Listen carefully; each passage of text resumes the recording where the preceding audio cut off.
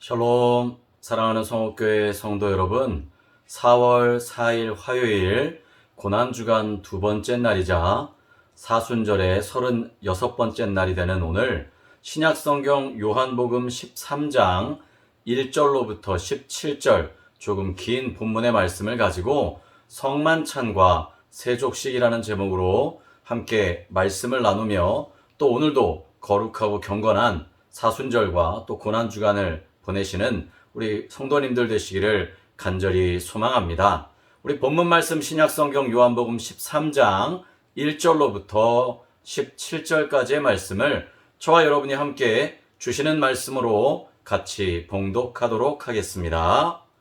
6월절 전에 예수께서 자기가 세상을 떠나 아버지께로 돌아가실 때가 이른 줄 아시고 세상에 있는 자기 사람들을 사랑하시되 끝까지 사랑하시니라.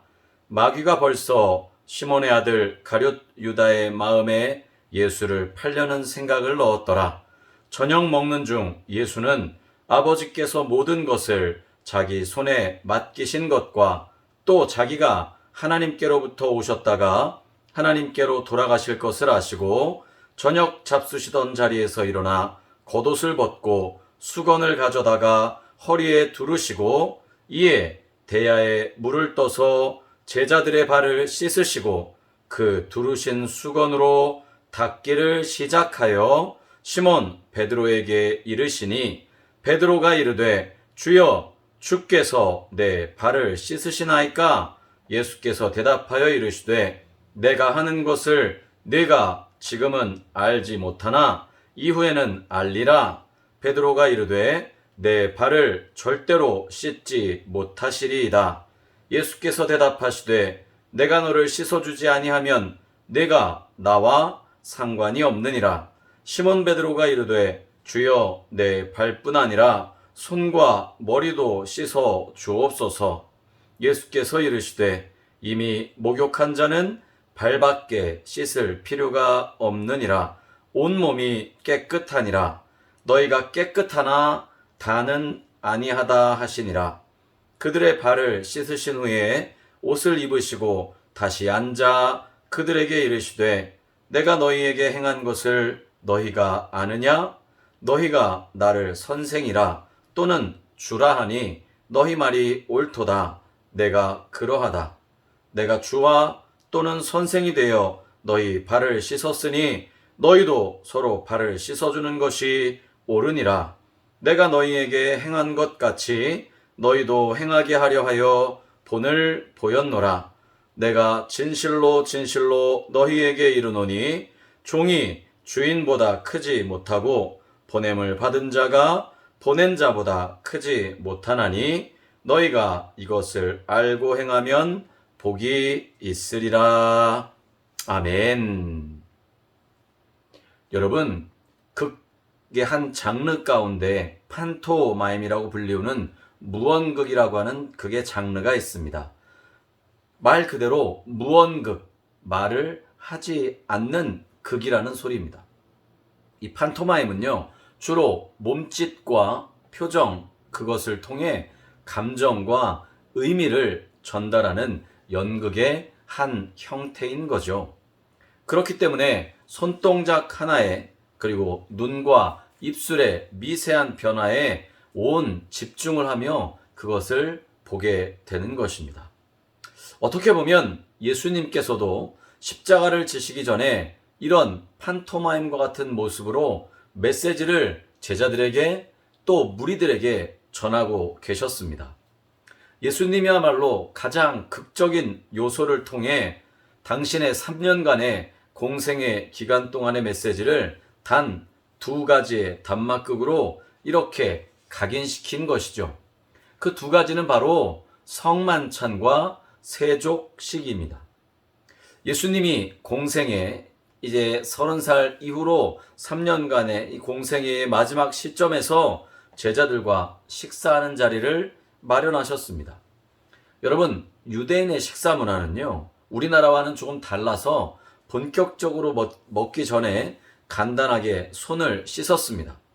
그런데 그때 예수님께서 느닷없이 겉옷을 벗고 수건을 허리에 두르신 후에 제자들의 발을 닦아주시는 세족식을 하시기 시작하신 것입니다.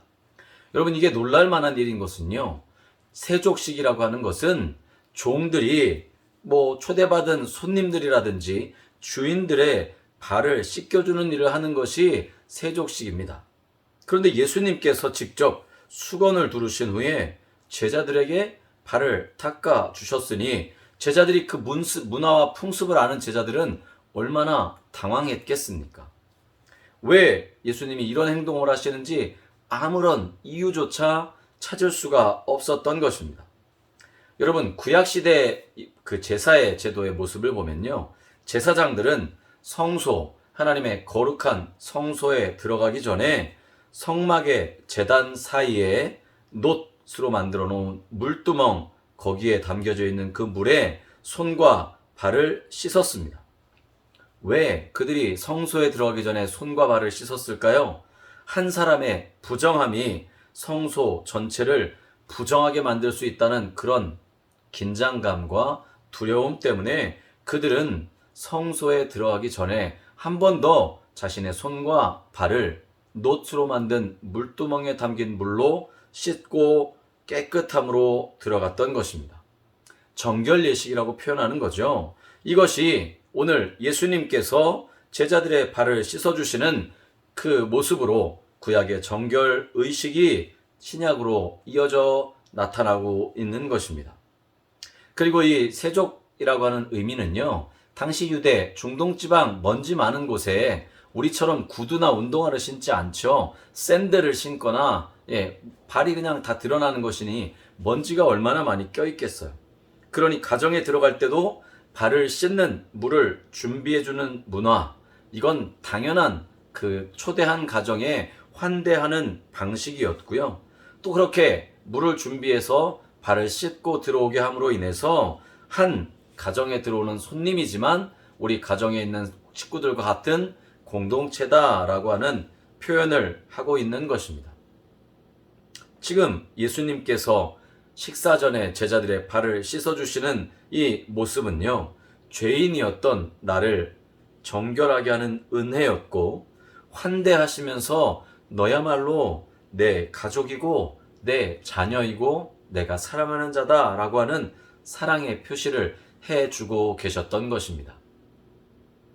우리 어제 고난주간 첫날을 시작하는 4월 3일 월요일에는요, 함께 먹는 기쁨이라는 제목을 가지고 이 성만찬의 의미에 대해서 함께 나누었다면, 오늘 두 번째는요, 세족식입니다.